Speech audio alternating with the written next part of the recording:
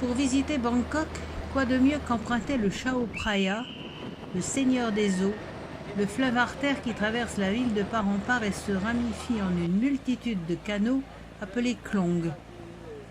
Jadis, le fleuve était une voie commerciale intense, depuis la ville de Nakhon Sawan, à plus de 300 km en amont, jusqu'à l'estuaire maritime. Et si aujourd'hui la circulation des marchandises n'est plus prédominante, elle existe encore bel et bien, comme le montre ce long train d'eau qui nous croise sans faire de remous.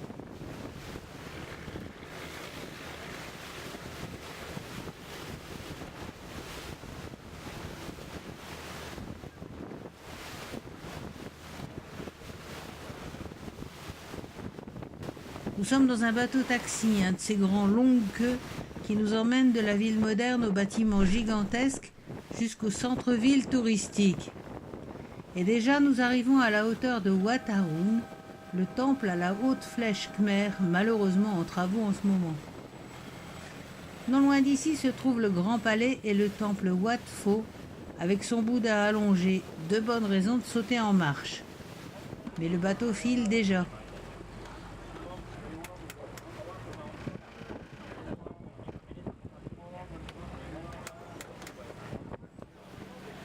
Nous croisons quelques maisons sur pilotis, certaines assez délabrées. Nous en verrons d'autres en entrant plus profondément dans les klongs et dans le vieux Bangkok authentique.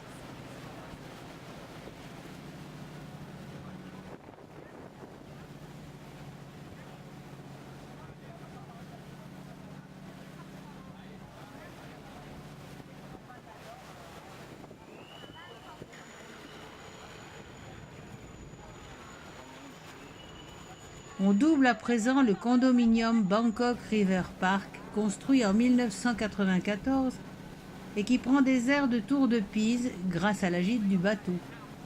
C'est un immeuble en copropriété de 36 étages et 97 appartements.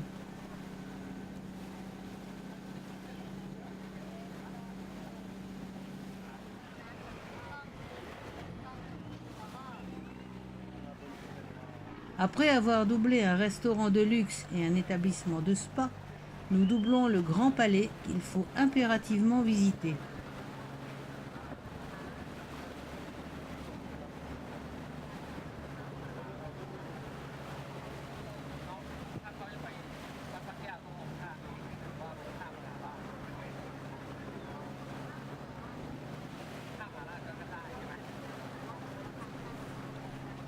Mais en attendant, savourons quelques instants le spectacle de l'incessant balai des bateaux sur le Chao Phraya.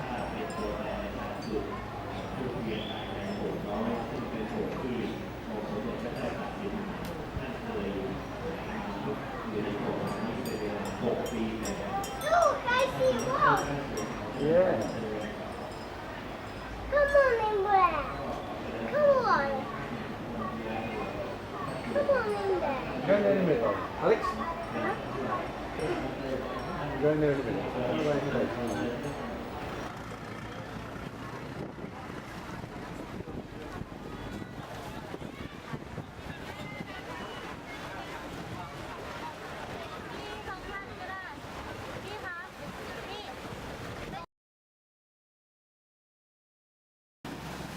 Nous quittons le bateau-taxi pour aller voir en centre-ville la ligne des Klong qui file très loin à l'est, vers les banlieues, une véritable autoroute.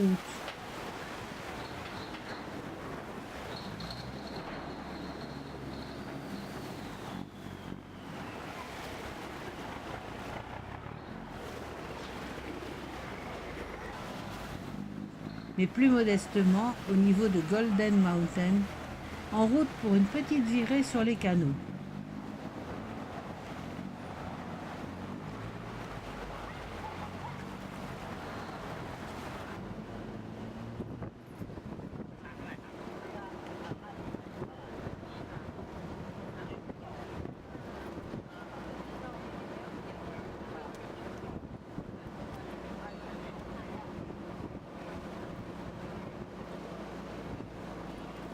On commence par une marche arrière pour faire demi-tour.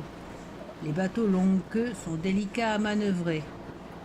Et vu la faible hauteur des ponts, le gars qui donne les tickets a intérêt à rester vigilant.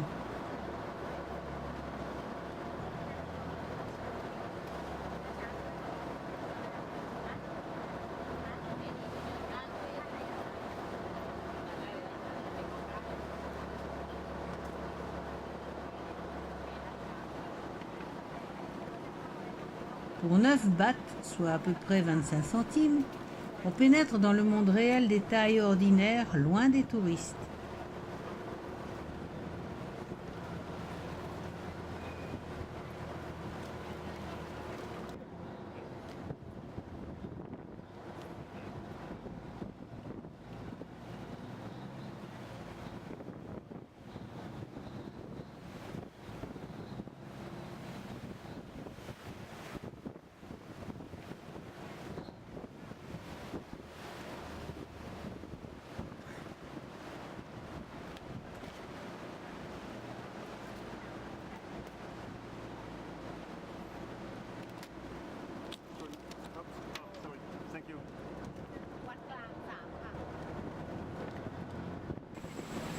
Une fois la visite terminée et le touriste saturé de photos, le bateau file à fond les manettes dans une gerbe d'eau. Les passagers s'abritent des éclaboussures derrière une toile goudronnée, preuve que le cas n'est pas rare.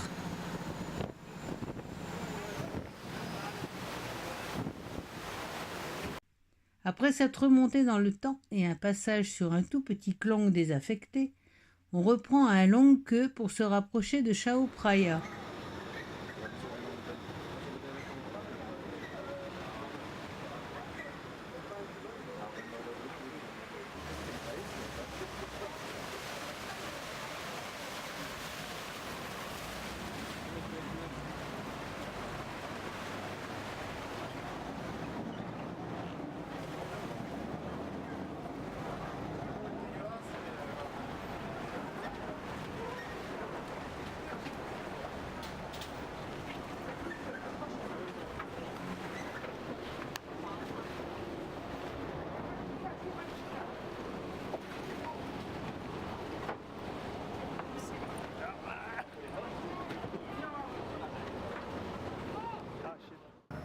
Petit détour par le Padung Krung Kassem, un canal creusé en 1851 pour protéger les extensions nord et est de la ville.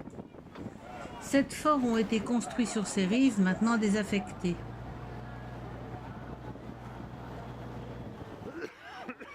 Un petit bout de promenade à pied permet de profiter du spectacle des rives.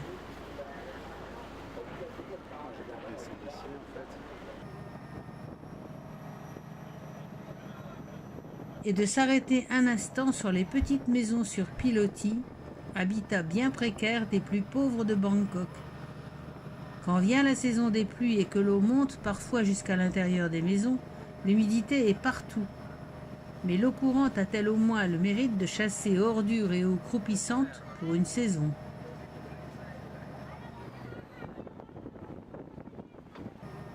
Dernière étape sur le Chao Phraya, pour remonter vers les merveilles du centre. Et bien que ça ne soit pas prévu, impossible de résister à l'appel du Wat Arun, même avec sa belle flèche khmer emballée.